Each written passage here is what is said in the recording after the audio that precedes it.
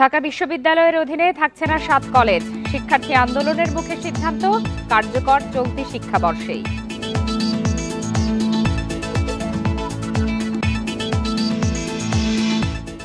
ফ্যাসিবাদ বিরোধীরা ঐক্যবদ্ধ থাকবে। ইসলামী আন্দোলনের সাথে বৈঠক শেষে মির্জা ফখরুল 10 বিষয়ে ঐকমত্য।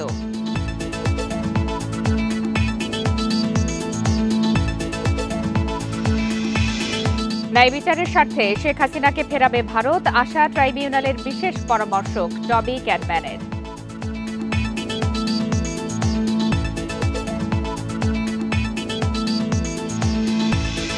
$18,000-এর মধ্যে প্রায় 8,000 শ্রমিককে নেবে মালয়েশিয়া, সাপ্তাহিক ব্রিফিংয়ে পররাষ্ট্র মন্ত্রণালয়।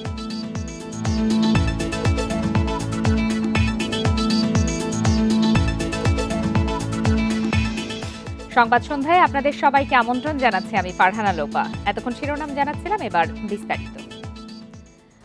রাজধানীর 7 কলেজের অধিভুক্তি বাতিল করেছে ঢাকা বিশ্ববিদ্যালয়। দীর্ঘ 8 বছর ধরে চলা বিশ্ববিদ্যালয় এবং কলেজের শিক্ষার্থীদের ভোগান্তি শেষে এই সিদ্ধান্ত হলো। সোমবার ঢাকা বিশ্ববিদ্যালয় কর্তৃপক্ষের সাথে 7 কলেজ অধ্যক্ষদের বৈঠক শেষে উপাচার্য এই সিদ্ধান্তের কথা জানান। পতিত শেখ হাসিনার নির্দেশে 2017 সালের 20 ফেব্রুয়ারি ঢাকা ইডেন তিতুমির সহ রাজধানীর 7টি কলেজকে কোনো প্রস্তুতি ছাড়াই ঢাকা বিশ্ববিদ্যালয়ের অধিভুক্ত করা হয়। অভিযোগ আছে এর পেছনে ঢাকা বিশ্ববিদ্যালয় এবং জাতীয় বিশ্ববিদ্যালয়ের তৎকালীন উপাচার্যের ব্যক্তিগত দ্বন্দ্বই অন্যতম কারণ ছিল। এই সিদ্ধান্তের পর থেকে অধিভুক্তি বাতিলের দাবিতে আন্দোলন করে আসছিল ঢাকা বিশ্ববিদ্যালয়ের শিক্ষার্থীরা। আর 7 কলেজের শিক্ষার্থীরা পরে সেশন জট সহ নানা সংকটে। এ অবস্থায় বছর জুড়েই লেগে থাকত দাবি আদায়ের আন্দোলন। সবশেষ সোমবার রাতভর সংঘর্ষ হয় ঢাকা বিশ্ববিদ্যালয় এবং 7 কলেজের শিক্ষার্থীদের মধ্যে। অবশেষে অধিভুক্তি বাতিল হলো এই 7 কলেজের। 2024-25 শিক্ষাবর্ষ থেকে ঢাকা বিশ্ববিদ্যালয়ের অধীনে আর ভর্তি পরীক্ষা হবে না। সার্বিক বিষয়ে বিস্তারিত আলোচনা করে আমরা নিম্নলিখিত সিদ্ধান্তগুলো গ্রহণ করেছি। প্রথমত, ঢাকা বিশ্ববিদ্যালয়ের সাথে অধিভুক্ত সরকারি 7 কলেজের সম্মানজনক পৃথকীকরণের বিষয়ে সিদ্ধান্ত নেওয়া হয়েছে। শিক্ষা মন্ত্রণালয়ের গঠিত বিশেষজ্ঞ কমিটির মাধ্যমে পরবর্তী শিক্ষাবর্ষের কার্যক্রম পরিচালনার সুপারিশ করা হয় সভায়। যেসব শিক্ষার্থী বর্তমানে ঢাকা বিশ্ববিদ্যালয়ের চলমান শিক্ষা কার্যক্রমের অধীনে রয়েছেন তাদের ক্ষেত্রে বিশ্ববিদ্যালয় প্রশাসন দায়িত্বশীল থাকবে যাতে তাদের শিক্ষাজীবন কোনোভাবেই ক্ষতিগ্রস্ত না হয়। এদিকে সভা শেষে ঢাকা কলেজের অধ্যক্ষ আলোচনা করেন শিক্ষার্থীদের সঙ্গে। সেখানে তিনি জানান, ছাত্ররা চাইলে চলমান পরীক্ষাগুলো শেষ করা হবে, আর না চাইলে নতুন কাঠামোর মধ্যে পরীক্ষা নেওয়া হবে। তো এইবার সেটা হইতে হইলো, আগে ওইটা হইতে হবে যেটা কাঠামো, তারপরে এদেরকে ধাপে ধাপে নেয়া অথবা একবারে নেয়া, সেটা হলো শুধু চলমান পরীক্ষাটা নিয়ে আমরা কথা বলছি। এদিকে 7 কলেজ নিয়ে আলাদা একটি বিশ্ববিদ্যালয়ের দাবি জানাচ্ছেন শিক্ষার্থীরা। সেটি নিয়েও কাজ করছে শিক্ষা মন্ত্রণালয়। Nure Alam, independent news, Dhaka. 7 college সহ ঢাকা কলেজের শিক্ষার্থীদের সাথে গতকালের ঘটনা অনাকাঙ্ক্ষিত। মানুষের ভোগান্তি তৈরি করে শিক্ষার্থীদের এমন আন্দোলন না করার আহ্বান স্বরাষ্ট্র উপদেষ্টার। সকালে সচিবালয়ে আইন শৃঙ্খলা সংক্রান্ত কমিটির বৈঠক শেষে তিনি এ আহ্বান জানান। ডিএমপি কমিশনার বলেন, পুলিশ ধৈর্যের সাথে পরিস্থিতি সামাল দিয়েছে। রোববার 7 কলেজের শিক্ষার্থীদের সাথে আলোচনা ঘিরে অনাকাঙ্ক্ষিত ঘটনা ঘটে ঢাকা বিশ্ববিদ্যালয়ের প্রভিসির সাথে। পরে 7 কলেজের শিক্ষার্থীদের সাথে ঢাকা বিশ্ববিদ্যালয়ের শিক্ষার্থীদের সংঘর্ষের ঘটনা ঘটে। পরিস্থিতি মোকাবিলায় করণীয় ঠিক করতে সোমবার সকালেই সচিবালয়ে অনুষ্ঠিত হয় আইন শৃঙ্খলা সংক্রান্ত কোর কমিটির বৈঠক। স্বরাষ্ট্র, আইন, শিল্প উপদেষ্টা সহ স্বরাষ্ট্র মন্ত্রণালয়ের বিশেষ সহকারী এবং আইন শৃঙ্খলা বাহিনীর ঊর্ধ্বতন কর্মকর্তারা উপস্থিত ছিলেন বৈঠকে। প্রায় 2 ঘন্টার বৈঠকে আইন শৃঙ্খলা সংক্রান্ত অন্যান্য বিষয়ের সাথে আলোচনা হয় শিক্ষার্থীদের মাঝে এমন সংঘর্ষের ঘটনা নিয়ে। 7 কলেজ ছেলেরা যদি ক্যাম্পাসে, ঢাকা ইউনিভার্সিটি ক্যাম্পাসে ঢুকতো, আপনি খালি একবার ভেবে দেন কি ভয়াবহ পরিস্থিতি সৃষ্টি। সেইটাকে আমরা অ্যাভয়েড করতে সক্ষম হয়েছি এবং পুলিশ অত্যন্ত ধৈর্য সহকারে এইসব ঘটনা সামাল দিচ্ছে। বৈঠক শেষে আইন উপদেষ্টা বলেন, এমন ঘটনা অনাকাঙ্ক্ষিত, পরিস্থিতি সামলাতে যা করা প্রয়োজন সব করবে সরকার। এগুলি তো অনাকাঙ্ক্ষিত, এগুলি অ্যাভয়েড করার জন্য আমাদেরকে আরও বেশি উদ্যোগ নেওয়ার আমরা চেষ্টা করব। যা করলে এটা রিজলভ হবে সেটা করার চেষ্টা করব। স্বরাষ্ট্র উপদেষ্টা বলেন, রাস্তা বন্ধ করে মানুষের ভোগান্তি হয় এমন আন্দোলন না করার জন্য শিক্ষার্থীদের আহ্বান স্বরাষ্ট্র উপদেষ্টার। অনেক সময় আছে যে ভালো পেশেন্ট যাচ্ছে, সে যেতে পারতেছে না, এটা আপনারা নিজেরও তো রিয়েলাইজ করেন। এই শাহবাগ মোড়ে হলে যেখানে দেখে দুইটা বড় হসপিটাল, পেশেন্টরাই কিন্তু সবচেয়ে সাফার করে সবচেয়ে বেশি। এরপর থেকে যে কোনো আন্দোলন অবস্থানের জন্য সোহরাওয়ার্দী উদ্যান ব্যবহারের পরামর্শ স্বরাষ্ট্র উপদেষ্টার। Hasib Mahmud Shah, independent news, Dhaka. ফ্যাসিবাদ বিরোধী শক্তিগুলো একে অন্যকে আঘাত দিয়ে কথা বলবে না, এমন আশ্বাস দিয়েছেন বিএনপি মহাসচিব মির্জা ফখরুল ইসলাম আলমগীর। সোমবার রাজধানীর পল্টনে ইসলামী আন্দোলনের সঙ্গে বিএনপির বৈঠক শেষে একথা জানান তিনি। এদিকে নির্বাচন ঘিরে দুই দলের মধ্যে আলোচনা চলবে বলে জানান ইসলামী আন্দোলনের আমির সৈয়দ রেজাউল করিম।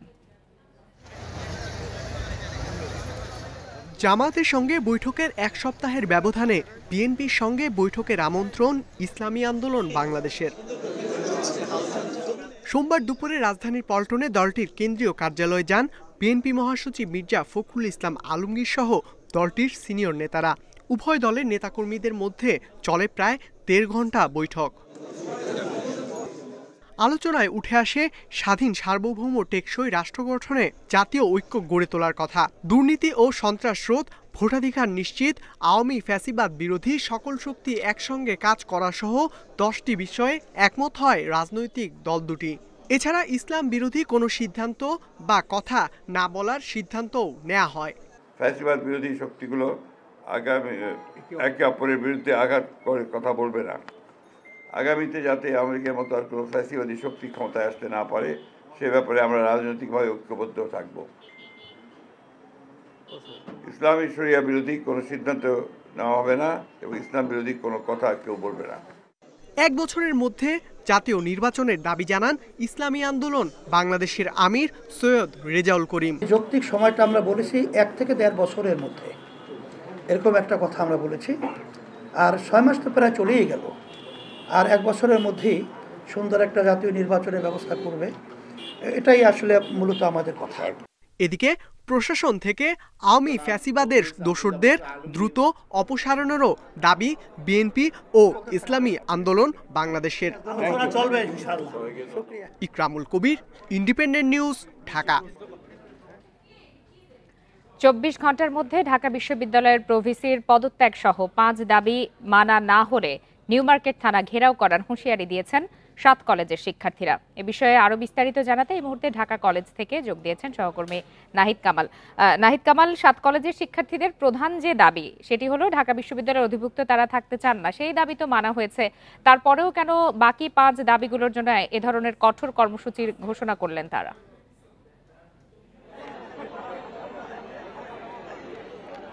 আসলে মূলত আজকে দুপুর নাগাদ যে বৈঠক থেকে ঢাকা বিশ্ববিদ্যালয়ের ভিসি যে সিদ্ধান্ত জানিয়েছেন যে ঢাবির অধিভুক্ত থাকছে না 7 কলেজের পরেই কিন্তু অধিভুক্ত যে 7 কলেজের শিক্ষার্থীরা তাদের নিজ নিজ ক্যাম্পাসে অবস্থান নেয় এবং আমরা দেখেছি বিশেষ করে ঢাকা কলেজ, বাংলা সরকারি বাংলা কলেজ, তিতুমির কলেজ, প্রত্যেকটা কলেজে ফ্লোরদিন কবির কলেজ সবগুলো কলেজেই শিক্ষার্থীরা অবস্থান নিয়ে কিন্তু তাদের যে শিক্ষক রয়েছেন এবং অধ্যক্ষ রয়েছেন তাদের সাথে কিন্তু দফায় দফায় তারা কিন্তু নানান কথা বলেছেন এবং আমরা বিকেল নাগাদ যেটি দেখেছি ঢাকা কলেজে অধ্যক্ষের সাথে কিন্তু ঢাকা কলেজের শিক্ষার্থীরা বৈঠকে বসেছিলেন, যেহেতু গতকাল সংঘর্ষের ঘটনা ছিল এবং ধাওয়া পাল্টানোর মধ্য দিয়ে কিন্তু বেশ কয়েকজন আহতের খবরও কিন্তু আছে বলছেন। আমি যদি এখানকার একটু দেখানোর চেষ্টা করি, এখনও শিক্ষার্থীরা এখানে অবস্থান করছেন এবং শিক্ষার্থীরা কিন্তু এখানে এখনও জড়ো হয়ে কিন্তু কিছুক্ষণ পর তাদের মত ব্যক্ত করছেন এবং তারা যেটি বলছেন আগামী 24 ঘন্টার মধ্যে মূলত তাদের যেই দাবিগুলো রয়েছে সেই দাবিগুলো পূর্ণাঙ্গভাবে বাস্তবায়ন হয় না বলেই তারা আবার 24 ঘন্টার আলটিমেটাম দিয়েছে। বিশেষ করে ঢাকা বিশ্ববিদ্যালয়ের প্রভিসির পদত্যাগ এবং নিউ মার্কেট থানার ওসিকে প্রত্যাহার করতে হবে, এই দাবিটি কিন্তু তারা জোরালোভাবে বলছেন। যদি এই দাবিটি মানা না হয় তাহলে তারা আগামী 24 ঘন্টার মধ্যে নিউ মার্কেট থানা ঘেরাও করবেন এবং ঢাকা বিশ্ববিদ্যালয়ের কোনো গাড়ি ঢাকা কলেজের সামনে দিয়ে যেতে দেবে না বলে তারা কিন্তু হুঁশিয়ারি দিয়েছেন। সেই সাথে তাদের যে 6 দফা দাবি ছিল তার মধ্যে যে বাকি 5 দফা দাবিগুলো রয়েছে সেগুলোর ব্যাপারে সুস্পষ্ট কোনো ধারণা আজকে তারা পাননি, এমন অভিযোগ কিন্তু তারা করেছেন। তারই প্রেক্ষিতে সেই সব দাবি যদি আগামী 24 ঘন্টার মধ্যে মানা না হয় তাহলে তারা আবারও কঠোর কর্মসূচিতে যাওয়ারও কিন্তু ঘোষণা দিয়েছেন। এই পরিস্থিতিতে এখন ঢাকা কলেজের শিক্ষার্থীরা এই মুহূর্তে কলেজ ক্যাম্পাসেই অবস্থান করছেন এবং কিছুক্ষণ পর পর তারা স্লোগান দিচ্ছেন এবং স্লোগান দিয়ে তারা তাদের দাবির কথা বলছেন এবং গতকালকের যে অনাকাঙ্ক্ষিত ঘটনা ঘটে গিয়েছে তার প্রেক্ষিতে যেমন নিন্দা জানাচ্ছেন, সেই সাথে এই ঘটনায় জড়িত যারা তাদের কিন্তু শাস্তির এবং বিচারের দাবি কিন্তু তারা করে আসছেন এবং কিছুক্ষণ পরপরই শিক্ষার্থীদের একটি বিচ্ছিন্নভাবে শিক্ষার্থীরা তাদের দাবি তুলে ধরার চেষ্টা করছেন। এই মুহূর্তে শিক্ষার্থীরা আবারও হয়তো সংবাদ সম্মেলনে কথা বলতে চাইবেন এবং তারা তাদের দাবির বিষয়ে আরও বেশ কিছু জিনিস হয়তো স্পষ্ট করতে চাইবেন। হয়তো সেই পর্যন্ত আমরা অপেক্ষা করতে হতে পারে। তবে এখন পর্যন্ত যেই পরিস্থিতি এখানে চলছে, এখানে শিক্ষার্থীরা আছেন এবং শিক্ষার্থীদের এক দফা কিন্তু তারা এর মধ্যে কথা বলেছেন এবং আমরা একটু চেষ্টা করবো হয়তো কিছুক্ষণ পরে তারা তাদের পরবর্তী ব্রিফিংয়ে কি তথ্য জানান সেটি আপনাদেরকে জানাতে। সেই সময় পর্যন্ত হয়তো আমাদের নাহিদ কামাল, আপনি তথ্য সংগ্রহ করতে থাকুন। ধন্যবাদ আপনাকে। শেখ হাসিনাকে ফেরত দিয়ে ভারতের ন্যায় বিচারের পক্ষে থাকা উচিত বলে মন্তব্য করেছেন আন্তর্জাতিক অপরাধ ট্রাইব্যুনালের চিফ প্রসিকিউটরের বিশেষ পরামর্শক টবি ক্যাডম্যান। এর আগে জুলাই আগস্ট গণহত্যায় জড়িত থাকার অভিযোগে আওয়ামী লীগের 2 নেতা সহ আরও 8 জনের বিরুদ্ধে গ্রেপ্তারি পরোয়ানা জারি করে ট্রাইব্যুনাল। এ সংক্রান্ত বিষয়ে প্রসিকিউশনের করা আবেদনের ওপর শুনানি নিয়ে ট্রাইব্যুনালের চেয়ারম্যান বিচারপতি মোহাম্মদ গোলাম মর্তুজা মজুমদারের নেতৃত্বাধীন আদালত এই আদেশ দেয়। রাষ্ট্রপক্ষে শুনানি করেন chief prosecutor Tajul Islam.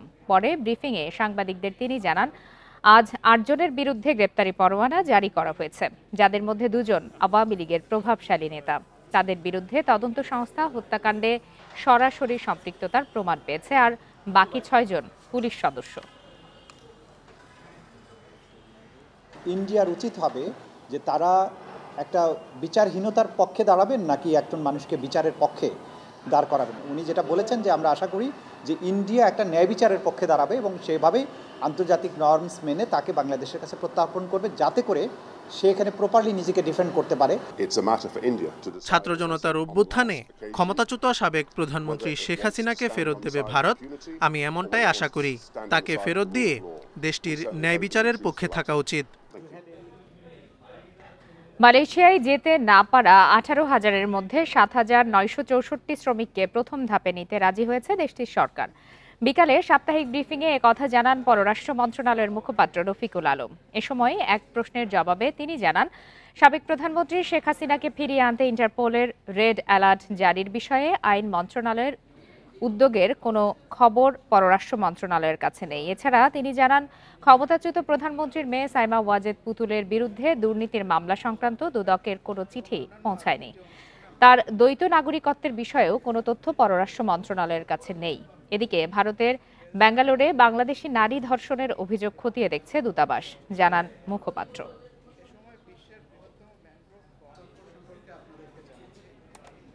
Red অ্যালার্টের ব্যাপারে আমার কাছে আপডেটেড তথ্য নাই। দ্বৈত নাগরিকত্বের প্রমাণের কথা যেটা বললেন, এটা সেই সময় যারা কাজ করেছে তারা হয়তো বলতে পারবে, এবং আমি যেহেতু একটু আগে বলেছি যে আমাদের কাছে এই সংক্রান্ত কোনো ডকুমেন্ট আসেনি, সুতরাং প্রিম্যাচিওর এখানে স্টেটমেন্ট দেওয়া ঠিক হবে বলে আমার কাছে মনে হয় না। ব্যবসায়ীর করা হত্যা চেষ্টা ও মারধরের মামলায় আদালতে আত্মসমর্পণের পর জামিন পেয়েছেন চিত্রনায়িকা পরিমণি। সকালে ঢাকার সিনিয়র জুডিশিয়াল ম্যাজিস্ট্রেট মোহাম্মদ জুনাইদের আদালত তার এই জামিন মঞ্জুর করেন। সাভারের বোট ক্লাবে ঢুকে ভাঙচুর, মারধর ও হত্যা চেষ্টার অভিযোগে 2022 সালে এই মামলা করেন ব্যবসায়ী নাসির উদ্দিন মাহমুদ। চিত্রনায়িকা পরিমণির বিরুদ্ধে রোববার অভিযোগ গঠন করে বিচার শুরুর পাশাপাশি গ্রেপ্তারি পরোয়ানা জারি করেন আদালত। এরপর সোমবার সকাল 10টায় আদালতে আত্মসমর্পণ করে জামিনের আবেদন করেন পরিমণি। জামিনের শুনানিতে বিচারাধীন বিষয় নিয়ে কথা বলায় পরিমণিকে ভৎসনা করেন আদালত। গত বছরের 26 জুন আদালতে আত্মসমর্পণ করে জামিন নেন পরিমণি। এরপরে পিবিআইয়ের তদন্ত প্রতিবেদন গ্রহণ করে পরিমণিকে হাজির হতে সমন জারি করেন আদালত। তবে 9 মাস পেরিয়ে গেলেও অসুস্থতার কথা বলে আদালতে আর হাজিরা দেননি তিনি। রোববার এ মামলার চার্জ গঠন করে পরিমণির বিরুদ্ধে গ্রেপ্তারি পরোয়ানা জারি করার মাধ্যমে বিচার শুরুর আদেশ দেন আদালত। সোমবার আত্মসমর্পণ করে জামিন চাইলে ১,০০০ টাকার বন্ডে জামিন মঞ্জুর করেন বিচারক। আমরা ট্রায়াল ফেস করব। আমরা মনে করি যে এই মামলায় একই ঘটনা যেহেতু পরিমণির বিরুদ্ধে শেষ পর্যন্ত কিছুই হবে না বলেই আমরা মনে করি। জামিন পেয়ে পরিমণি বলেন আদালতের প্রতি পূর্ণ আস্থা রয়েছে তার। ন্যায় বিচার পাবার আশা জানান চিত্রনায়িকা। আমার বিশ্বাস যে আমি সঠিক বিচার পাবো, আমি ন্যায় বিচার পাবো। আমি সত্যি আশা হারাতে চাই না, আমার একদম বিশ্বাস নিয়ে থাকতে চাই যে শেষ পর্যন্ত সত্যের জয় হোক। এদিকে মামলার বিচার নিয়ে গত ২৫ জানুয়ারি করা ফেসবুক পোস্টের বিষয়ে সাংবাদিকদের কিছু বলতে রাজি হননি পরিমণি। মাহমুদ শরীফ, ইন্ডিপেন্ডেন্ট নিউজ, ঢাকা। জুলাই আন্দোলনের পর থেকে দেশের রপ্তানি প্রক্রিয়াকরণ অঞ্চল বা ইপিজেডগুলোতে বিদেশি বিনিয়োগ কমেছে 22.33%। সোমবার এক সংবাদ সম্মেলনে এই তথ্য জানিয়েছে বাংলাদেশ রপ্তানি প্রক্রিয়াকরণ এলাকা কর্তৃপক্ষ বেবজা। এ সময় জানানো হয় 2023-24 অর্থবছরের জুলাই-ডিসেম্বর সময়ে ইপিজেডে বিনিয়োগ হয়েছিল $162.6 বিলিয়ন, যেখানে 2024-25 অর্থবছরের একই সময়ে বিনিয়োগের পরিমাণ দাঁড়ায় $126.3 বিলিয়ন। জানানো হয় পট পরিবর্তন ছাড়াও বৈশ্বিক অর্থনৈতিক পরিস্থিতির জন্য বিনিয়োগ কমেছে। তবে বিনিয়োগ কমলেও এই সময়ে ইপিজেড থেকে রপ্তানি বেড়েছে 22.41%। টাকা পাচার বন্ধ না হলে রাজস্ব আয়ের লক্ষ্য পূরণ সম্ভব নয়, এমনটি মনে করে এনবিআর সংস্কার পরামর্শক কমিটি। তাদের মতে রাজস্ব ব্যবস্থাপনায় সংস্কারের পাশাপাশি প্রয়োজন বাস্তবসম্মত লক্ষ্য ঠিক করা। সোমবার আইসিএবি ও ইকোনমিক রিপোর্টার্স ফোরামের আলোচনায় জানানো হয় ভ্যাট, ট্যাক্স ও কাস্টমস আইন সংস্কারে কমিটির রিপোর্ট শিগগিরই জমা দেওয়া হবে। ধারাবাহিকভাবে বিভিন্ন অংশীজনদের সঙ্গে আলোচনা করছেন জাতীয় রাজস্ব বোর্ড সংস্কারে গঠিত 5 সদস্যের পরামর্শক কমিটি। এরই অংশ হিসেবে হিসাববিদদের সংগঠন আইসিএবি ও অর্থনৈতিক রিপোর্টারদের সংগঠন ইআরএফ এর সঙ্গে এ মতবিনিময়। আলোচনায় অংশ নিয়ে এনবিআর সংস্কার কমিটির সদস্যরা বলেন, এনবিআরকে ডিজিটালাইজেশন না করায় প্রকৃত করদাতাদের কাছ থেকে কর আদায় করতে পারছে না প্রতিষ্ঠানটি। কাজে আমাদেরকে এখন সিদ্ধান্ত নিতে হবে ব্যাট আইন বর্তমানে যে অবস্থা আছে এই ডিস্টরশন থেকে আমরা আসলে কীভাবে বেরোতে হবে। এখানে আপনাদের মতামত, সুনির্দিষ্ট মতামত দরকার।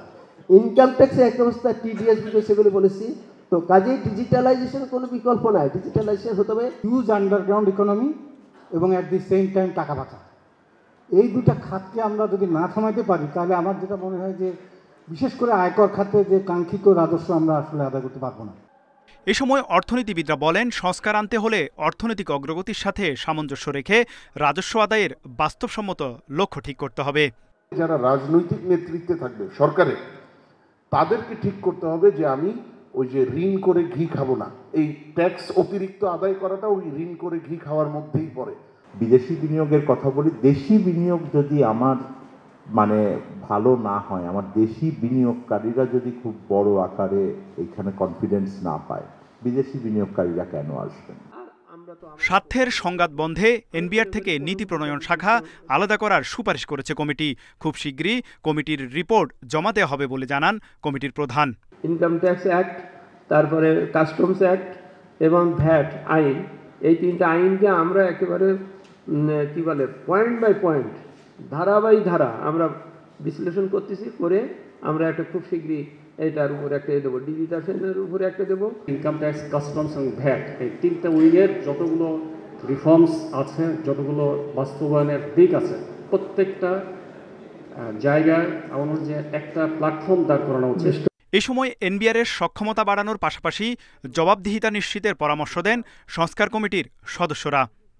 তৌহিদ রানা, ইন্ডিপেন্ডেন্ট নিউজ, ঢাকা। জাতীয়করণ সহ 6 দফা দাবিতে অবস্থান কর্মসূচি পালন করছেন স্বতন্ত্র ইবতেদায়ী মাদ্রাসার শিক্ষকরা। সকাল থেকেই ঢাকা বিশ্ববিদ্যালয় এলাকায় অবস্থান নেন তারা। দাবি আদায় না হওয়া পর্যন্ত মাঠে থাকার ঘোষণা দিয়েছেন সারা দেশের 15,000 মাদ্রাসার শিক্ষক। প্রাথমিক বিদ্যালয়ের মতো স্বতন্ত্র ইবতেদায়ী মাদ্রাসাগুলো জাতীয়করণের দাবিতে বছরের পর বছর আন্দোলন করে আসছেন শিক্ষকেরা। রোববার শাহবাগে পুলিশের বাধার মুখে পড়ার পরও সোমবার সকাল থেকে কর্মসূচিতে দেখা গেছে তাদের। ঢাকা বিশ্ববিদ্যালয়ের চারুকলা অনুষদের সামনে অবস্থান নেন শিক্ষকেরা। তারা জানান 15,000 মাদ্রাসার 75,000 শিক্ষক মানবেতর জীবনযাপন করছেন। 1519টি মাদ্রাসার নামে মাত্র সহকারী শিক্ষক 3300 টাকা পায় আর প্রধান শিক্ষক 3500 টাকা পায়। বাকি 40,000 শিক্ষক কোনো বেতন ভাতাই পায় না। স্বতন্ত্র ইত্যাদি মাদ্রাসার শিক্ষকগুলা বিগত 40 বছর যাবৎ এই বেতন অবহেলিত। 19 তারিখ থেকে আমাদের আন্দোলন শুরু হয়েছে, মানে আজকে আমাদের 9ম দিন আমরা এখানে আছি। আন্দোলনে শিক্ষকরা দাবি তোলেন প্রাথমিক বিদ্যালয়ের নীতিমালা মেনে শিক্ষা কার্যক্রম চালানো হলেও ইবতেদায়ী মাদ্রাসা জাতীয়করণ করা হয়নি। দাবি না মানলে রাজপথে থাকার হুঁশিয়ারি দেন তারা। যতক্ষণ আমাদেরকে এই স্বতন্ত্র ইবতেদায়ী মাদ্রাসাগুলোকে জাতীয়করণ করা হবে না, ততক্ষণ এই ঘোষণা না পাওয়া পর্যন্ত আমরা অবস্থান কর্মসূচি চালিয়ে যাব। আমাদের প্রত্যেক শিক্ষক যেন বেতনটা পায়, ন্যূনতম বেতনের জন্য পায়, এটা আমরা চাইতেছি। এর আগে রোববার প্রেসক্লাবে অবস্থান কর্মসূচি থেকে প্রধান উপদেষ্টার কার্যালয় অভিমুখে পদযাত্রা ও স্মারকলিপি দেওয়ার ঘোষণা দেন শিক্ষকেরা। ঢাকা বিশ্ববিদ্যালয়ের ভেতর দিয়ে শাহবাগ থানার সামনে পৌঁছালে লাঠিচার্জ ও জলকামান ব্যবহার করে পুলিশ। মাহমুদ শরীফ, ইন্ডিপেন্ডেন্ট নিউজ, ঢাকা। শেষ করছি আজকের সংবাদ সন্ধ্যা। সাথে থাকার জন্য সবাইকে ধন্যবাদ।